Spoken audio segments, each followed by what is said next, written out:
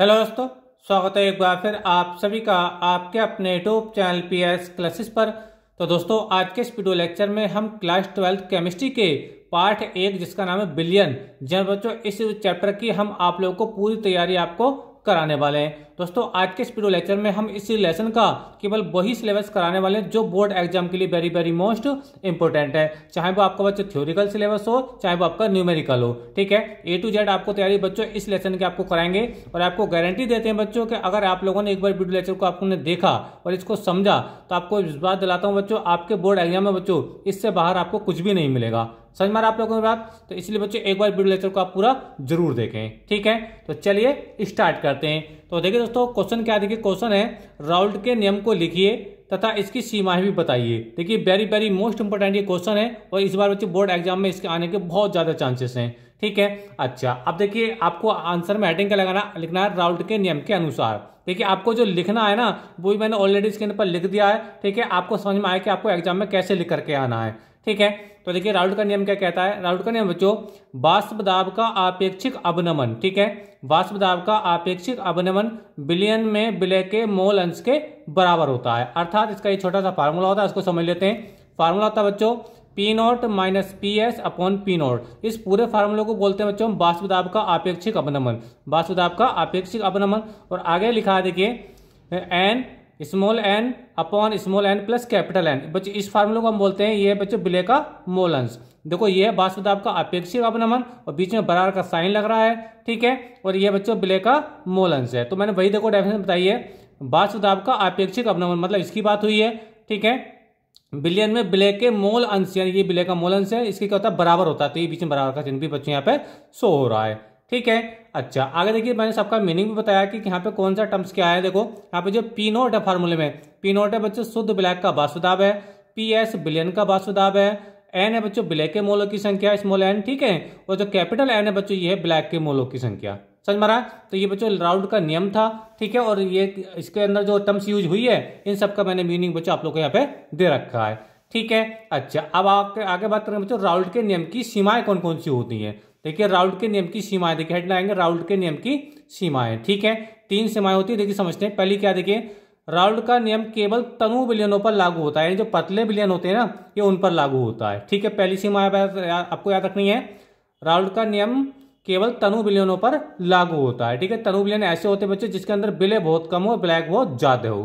ठीक है, अच्छा दूसरा जो सीमा है बच्चे, दूसरी सीमा ये है, यह नियम उन पदार्थों के विलयनों पर लागू नहीं होता है जो विलयन में वियोजित हो जाती है। जैसे NaCl होता है ना, तो NaCl बच्चों वो कैसे टूट जाता है, Na पॉजिटिव में टूट जाता है और Cl माइनस में टूट जाता है, तो ये वियोजित हो जाएगा। तो ये राउल्ट का नियम बच्चों ऐसे पदार्थों के विलयनों पर लागू नहीं होता है। समझ में आ रहा है? तो उन्होंने ये कहा कि यह नियम उन पदार्थों के विलयनों पर लागू नहीं होता है जो विलयन में क्या होते हैं वियोजित हो जाते हैं, यानी आयनों में टूट जाते हैं। तो ये ऐसे पदार्थों के विलयनों पर भी लागू नहीं होता है। ठीक है, अच्छा आगे देखिए, अगला देखिए तीसरी सीमा बच्चों ये है कि यह नियम उन पदार्थों के विलयनों पर लागू नहीं होता है जो विलयन में संगुलित हो जाते हैं। संगुलित का मतलब इकट्ठा हो जाते हैं। ठीक है, मान लीजिए 2 पार्टिकल हमने लिए, अभिकारक हमने 2 लिए, एक A लिया और एक B लिया। समझ में आ रहा है? और जब ये विलयन में पहुंचा तो ये एक अणु बन गया, क्या बन गया, ये AB बन गया। क्या बन गया, AB बन गया। तो 2 हमने अभिकारक लिए थे, यहाँ एक उत्पाद बना है, तो ये क्या होगा बच्चे आपस में जुड़ गए दोनों मिलकर। ठीक है, तो ये ऐसे पदार्थों के विलयनों पर भी लागू नहीं होता है। ठीक है, तो ये दोनों सीमाएं आपको समझ में आ गई होंगी। ठीक है, तो दूसरी सीमा थी कि ये उन पदार्थों के विलयनों पर लागू नहीं होता जो विलयन में वियोजित हो जाते हैं, यानी आयनों में टूट जाते हैं। और तीसरी सीमा जो ये थी कि ये उन पदार्थों के विलयनों पर लागू नहीं होता है जो विलयन में संगुलित हो जाते हैं, मतलब आपस में इकट्ठा हो जाते हैं। ठीक है, तो ये इसकी सीमाएं थी। तो उम्मीद करता हूं बच्चों ये पूरा टॉपिक आपको समझ में आ गया होगा कि राउल्ट के नियम की सीमाएं क्या है और राउल्ट का नियम क्या है। देखिए बच्चों मैंने आप लोग को बड़ा शॉर्ट तरीके से समझाने का प्रयास किया है। आप एक बार वीडियो लेक्चर को देखेंगे ना आपको पूरा आपको क्लियर कॉन्सेप्ट हो जाएगा। ठीक है, तो चलिए देखिए अभी तक बच्चों वीडियो लेक्चर को आपने लाइक नहीं किया है तो प्लीज बच्चों वीडियो को जरूर लाइक कर दीजिए। ठीक है, तो चलिए देखिए अगला क्वेश्चन समझते हैं कि अगला क्वेश्चन आपसे एग्जाम में क्या पूछा जा सकता है इस चैप्टर से। तो क्वेश्चन नंबर 2 है, देखिए परासरण दाब को परिभाषित कीजिए। परासरण दाब को परिभाषित कीजिए तथा परासरण दाब का व्यंजक भी लिखिए। ठीक है, यहाँ पे परासरण दाब की परिभाषा बतानी है तो उसका व्यंजक भी आपको बताना है। ठीक है, तो देखिए बच्चों मैं आपको फिर से वही कह रहा हूँ कि केवल वही सिलेबस आपको बता रहा हूँ बच्चों जो आपके बोर्ड एग्जाम के लिए वेरी वेरी मोस्ट इंपोर्टेंट है। आप इसकी तैयारी जरूर करें बच्चों।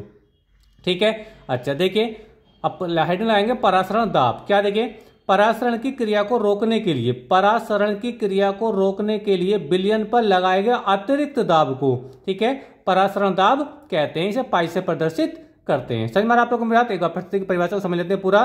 परासरण की क्रिया को रोकने के लिए विलयन पर लगाए गए अतिरिक्त दाब को परासरण दाब कहते हैं। इसे पाई से प्रदर्शित करते हैं। याद है कि परासरण दाब को हम बच्चे कैसे लिखते हैं? पाई से लिखते हैं। कैसे लिखते हैं? जो पाई से प्रदर्शित करते हैं, ठीक है। अच्छा, परासरण दाब का इन्होंने क्या पूछा? व्यंजक पूछा है। तो परासरण दाब का व्यंजक देखिए क्या होता है, देखिए वो मैं आपको समझाऊं, ध्यान देखें। ये है पाई इक्वल टू WRT/MB। अब देखिए इनके अंदर जो टर्म्स यूज हो रही है, मैं सबका मीनिंग बताता हूँ। ये जो W होता है ना, ये होता है बच्चों बिलियन में विलय का भार। जो W आप देख रहे हैं ये होता है विलय का भार।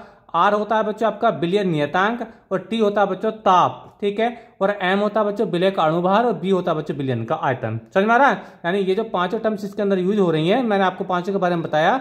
W होता है विलय का विलय का ग्राम्य भार। R होता है बच्चों आपका बिलियन नियतांक, और T होता है बच्चों परमताप यानी ताप, और ये जो M होता है बच्चों ये होता है अणुभार विलय का, और ये होता है बच्चों B बिलियन का आयतन होता है, ठीक है। तो उम्मीद करता हूं बच्चों ये भी आपको परिभाषा समझ में आ गई होगी, और परासरण दाब का जो फार्मूला है आपको समझ में आ गया होगा। परासरण दाब का मात्रा क्या होता है बच्चों? वायुमंडल होता है, वो मैंने ऑलरेडी स्क्रीन पर लिख दिया है, ठीक है। तो आइए बच्चों ये दोनों क्वेश्चन आपको तैयार हुए होंगे, राउल्ट का नियम और परासरण दाब, ठीक है। तो चलिए देखो दोस्तों, अब हम अगले क्वेश्चन की तरफ बढ़ते हैं कि आपका जो अगला क्वेश्चन है बोर्ड एग्जाम के लिए वो कौन सा क्वेश्चन है जिसके आने की बहुत ज्यादा संभावना है, ठीक है। तो चलिए समझते हैं हम अगले क्वेश्चन को। तो देखिए बच्चों अगला क्वेश्चन आपकी स्क्रीन पर है, क्वेश्चन नंबर 3, ठीक है। जो एक न्यूमेरिकल है, जो एक क्या बच्चों न्यूमेरिकल है। क्वेश्चन नंबर 3 देखिए समझते हैं। जल में एथिल अल्कोहल का 1 बिलियन, ठीक है, जल में एथिल अल्कोहल का 1 बिलियन भार अनुसार 46% है, ठीक है। यानी एक हमने बिलियन बनाया है, ठीक है, जिसमें बच्चों जल और क्या एथिल अल्कोहल है, ठीक है, जिसमें एथिल अल्कोहल का जो परसेंटेज है वो कितना बच्चों? 46% है, ठीक है। अच्छा, बिलियन में एथिल अल्कोहल, ठीक है, और जल के मोल अंश की गणना करिए। दोनों का हमें क्या बच्चों बताना है? मोल अंश बताना है। एथिल अल्कोहल और जल का क्या बताना है बच्चों? मोल अंश बताना है, ठीक है। तो देखिए बच्चों आप इसके सॉल्यूशन को समझते हैं, ठीक है। तो क्वेश्चन आपको समझ में आ गया। हमने एक बिलियन तैयार किया है जिसके अंदर क्या बच्चों? जल है और एथिल अल्कोहल है, ठीक है। तो बिलियन के अंदर जो एथिल अल्कोहल का परसेंटेज है वो 46% है, ठीक है। तो इस स्थिति में जल और एथिल अल्कोहल का मोल अंश हमें बताना है, ठीक है। तो चलिए देखिए आपको समझाते हैं आगे। सॉल्यूशन देखिए क्या करेंगे। देखो 46% एथिल अल्कोहल के जलीय विलयन का अर्थ है कि बिलियन के अंदर जो एथिल अल्कोहल है बच्चों कितना? वो 46 ग्राम है। यानी कहने का मतलब ये जो 46% आपको दे रखा है ये आपकी एथिल अल्कोहल की मात्रा दे रखी है। इस बात को याद रखना चाहिए। आपको परसेंटेज की जो भी वैल्यू मिले, ठीक है, तो वो क्या होता है बच्चों? वो उसका बिलियन में भार होता है। तो ये 46% है बच्चों, जो 46% है ये एथिल अल्कोहल का भार है। तो इसीलिए मैंने लिख दिया W बराबर कितना लिखते बच्चों? 40 ग्राम, ठीक है। अच्छा, एथिल अल्कोहल का जो अणुभार होता है बच्चों कितना होता है? 46 होता है। कितना होता है? 46 होता है। चाहे तो आप इसको आप निकाल भी सकते हैं। देखो C2H5 और ये OH होता है, ये एथिल अल्कोहल का फार्मूला है। अणुभार आप निकालना चाहे तो निकाल लीजिए। देखो कार्बन, देखो 2 एटम है ना, तो 2 गुणा 12, 2 गुणा 12 क्यों लिख रहा हूं बच्चों? क्योंकि बच्चों कार्बन का जो परमाणु होता है 12 होता है, ठीक है, प्लस। अब देखिए ऑक्सीजन कितने? 5 और एक ये 6, तो 6 ऑक्सीजन है, तो ये 1 गुणा 6 हो जाएगा। समझ में आ रहा है? प्लस ऑक्सीजन है बच्चों, आपका ऑक्सीजन का अणुभार होता है 16 होता है बच्चों। जब इनको सारे को जब ऐड करोगे तो कितना आएगा? ये 46 आएगा। कितना आएगा? 46 आएगा। तो जो एथिल अल्कोहल का अणुभार होता है बच्चों वो 46 होता है, ठीक है। अच्छा, अब देखिए एथिल अल्कोहल के मोलों की संख्या, क्योंकि हम मोलों की संख्या निकालनी पड़ेगी, मोल अंश के लिए इसकी जरूरत पड़ेगी। तो मोलों की संख्या होती है बच्चों ग्राम्य भार बटे अणुभार, ठीक है, यानी small w upon small m, ठीक है। तो ध्यान से देखिए, अब हमने n का मान निकाला तो अणुभार भी 46 था हमारे पास, ठीक है, यानी W का मान भी 46 है और M का मान भी कितना? 46 है। तो काटेंगे तो कितना आ जाएगा बच्चों? ये एक बार कट जाएगा। क्या बेटे बच्चों? एक बार कट जाएगा। तो ये देखो n बराबर 1 आ गया, ठीक है। अच्छा, अब देखेंगे बच्चों हम जल का मात्रा। देखो बिलियन में जल का भार कितना होगा? देखो बिलियन जब बनाते हैं ना तो 40% कौन था? 40% था तुम्हारा एथिल अल्कोहल। तो बाकी का जो कितना 100% होने के लिए 54% बचा। तो 54% क्या होता है? जल होता है। तो 54% का मतलब है 54 ग्राम क्या होगा? जल होगा। देखिए मैं आपको समझा रहा हूं। तो बिलियन में जल का भार कितना होगा? 100 माइनस 46। ये 46 कौन सा है? जो कि ये आपका एथिल अल्कोहल का भार है, वही हम घटा देंगे तो कितना हो जाएगा? 54 ग्राम जल बचेगा आपका, ठीक है। जल का अणुभार कितना होता है? 18 होता है, ठीक है। अब देखिए जल के मोलों की संख्या निकालेंगे। फार्मूला वही है आपका, स्मॉल यहाँ कैपिटल एन हमने लिख दिया है, ठीक है, क्योंकि कैपिटल एन इसलिए लिखा है क्योंकि जो जल है विलायक है, ठीक है। तो W अपॉन M होता है। वैल्यू रखेंगे। देखो W का मान कितना? 54 और M का मान 18 जल के लिए, ठीक है। जल का अणुभार 18 होता है। जब इसको हम डिवाइड करेंगे तो बच्चे 3 टाइम ये डिवाइड हो जाएगा एक दूसरे से, ठीक है। तो ये n बराबर कितना आ गया बच्चा? आपका n बराबर आ गया 3, ठीक है।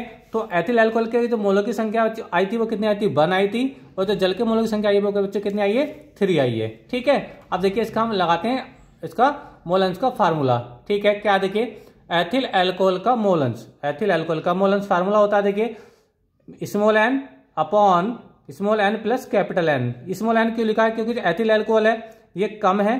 ठीक है, समझ में आप लोगों को, क्यों 46 ग्राम इसलिए ये विलय है। ठीक है, तो विलय के लिए हम स्मॉल एन यानी विलय के मोल की संख्या अपॉन विलय के मोल की संख्या प्लस बिलियन में ब्लैक के मोल की संख्या। ठीक है, तो स्मॉल एन का तो हमने 1 निकाला। अभी आपने देखा होगा, हमने जो एन का मान निकाला था कितना निकाला था, 1 निकाला था, वही हमने लिख दिया। ठीक है, और यहाँ पे देखो 1 फिर एन का मान आ जाएगा, और ये 3 हमने अभी निकाला ये कैपिटल एन का मान, तो जोड़ोगे कितना 1 तो ये आ जाएगा, और ये 3 और 1 कितना हो जाएगा मुझे 4 हो जाएंगे। ठीक है बच्चों, जब इसको आप सॉल्व करेंगे तो कितना आएगा, ये 0.25 आएगा, यानी जब इसको डेसिमल लगा के आप सॉल्व करोगे तो कितना आएगा बच्चों, 0.25 आएगा। ठीक है, तो एथिल अल्कोहल का जो मोल अंश आया बच्चों कितना है, 0.25 आया। मोल अंश को हम बच्चों कैसे लिखते हैं, एक्स से रिप्रेजेंट करते हैं, कैसे बच्चों, एक्स से। तो एथिल अल्कोहल का मोल अंश कितना बच्चों, 0.25 आया है। अच्छा, अब आपसे पूछा है जल का मोल अंश, तो जल का मोल अंश कैसे निकालते हैं, देखो जो एक चीज का आ गया, जो विलय का आ गया उसको 1 में से घटा दो, तो 1 में से 0.25 घटाएंगे तो 0.75 आएगा। ठीक है, तो ये जो आया बच्चों ये आपका जल का मोल अंश आ गया 0.75। समझ में आप लोग को मेरी बात, याद रखना इस चीज को कि जब भी हमें अभिकारक मतलब आपको विलय ब्लैक का मोल अंश एक का पता चल जाए तो दूसरे का निकालने के लिए हम उसी वैल्यू को 1 से घटा दिए तो वो जो आपका दूसरे घटक का मोल अंश आ जाएगा। ठीक है, तो आइए बच्चों ये भी मेरी बात आपको अच्छे से क्लियर हो गई होगी। अच्छा सवाल था, कई बार ये एग्जाम में पूछा भी जा चुका है। ठीक है, तो चलिए देखिए बच्चों, अब हम नेक्स्ट क्वेश्चन को समझते हैं कि नेक्स्ट क्वेश्चन क्या है जो आपके लिए बोर्ड एग्जाम के लिए बच्चों वेरी वेरी मोस्ट इंपोर्टेंट है। ठीक है, तो चलिए स्टार्ट करते हैं। देखिए अगला क्वेश्चन, ये देखिए अगला क्वेश्चन बच्चों आपकी स्क्रीन पर है, क्या है देखिए क्वेश्चन दे रखा है 3 ग्राम यूरिया को 100 ग्राम जल में घोलने पर, इसका मैं सॉल्यूशन खुद करके दिखाऊंगा। देखिए अच्छा सवाल है, वेरी वेरी मोस्ट इंपोर्टेंट सवाल है। देखिए 3 ग्राम यूरिया को 100 ग्राम जल में घोलने पर जल के क्वथनांक में उन्नयन की गणना कीजिए। जल के लिए मोलल उन्नयन स्थिरांक दे रखा है आपको 0.52 केल्विन किलोग्राम प्रति मोल दे रखा है। ठीक है, कैसे इसको सॉल्व करेंगे देखिए समझाते हैं आप लोग को, लगाएंगे सॉल्यूशन। ठीक है, अच्छा देखो 3 ग्राम यूरिया है, 100 ग्राम जल है, तो 3 ग्राम कम है और ये 100 ग्राम ज्यादा है, तो जो यूरिया वो आपका विलय हो गया, तो विलय के भार को हम लिखते हैं बच्चों स्मॉल w से। कितना है देखिए आपका ये 3 ग्राम है, कितना है 3 ग्राम। ठीक है, और जो आपका 100 ग्राम जल है ये विलायक है, तो हम इसको लिखेंगे कैपिटल W से। कैसे लिखेंगे बच्चों, कैपिटल W से। कितना है ये 100 ग्राम है। समझ में आप लोग को मेरी बात।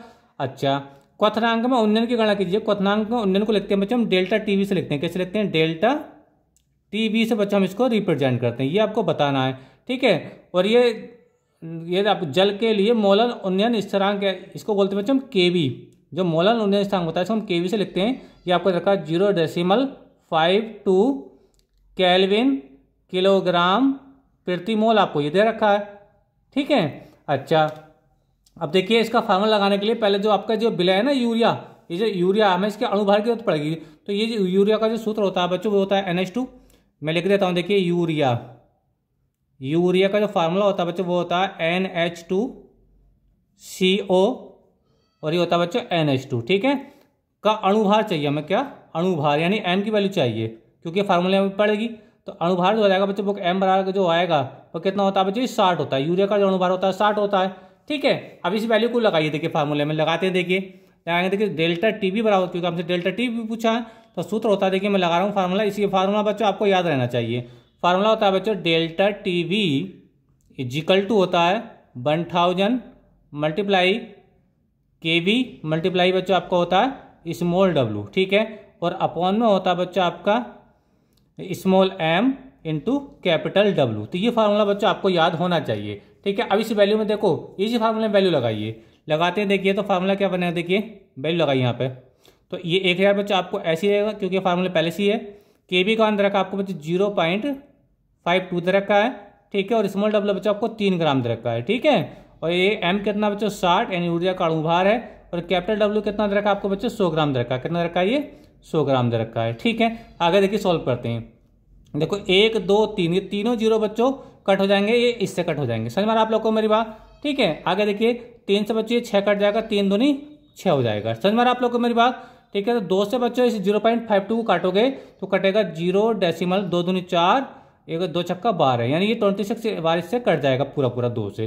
ठीक है। तो यानी कहने का मतलब ये आ रहा है, जो आपका डेल्टा टीवी के जो वैल्यू आ रहा है बच्चों, डेल्टा टीवी की जो वैल्यू आ रही है वो आ रही है 0.26, क्योंकि ये ताप होता है बच्चों, ताप का होता है बच्चों केल्विन होता है। ठीक है, तो बच्चों ये डेल्टा टीवी का मान बच्चों आपकी स्क्रीन पर ये आ चुका है। ठीक है, उम्मीद करता हूं बच्चों ये भी क्वेश्चन का सोल्यूशन आपको अच्छे से क्लियर हो गया होगा। ठीक है, इसमें बच्चों आप लोग ये फार्मूला जरूर याद करना होगा कि जब भी क्वथनांक उन्नयन पूछा जाए तो ये फार्मूला बच्चों आपको याद होना चाहिए। ठीक है, तो यहां तक बच्चों आपको वीडियो समझ में आ गया है तो प्लीज बच्चों वीडियो को लाइक कर दीजिए।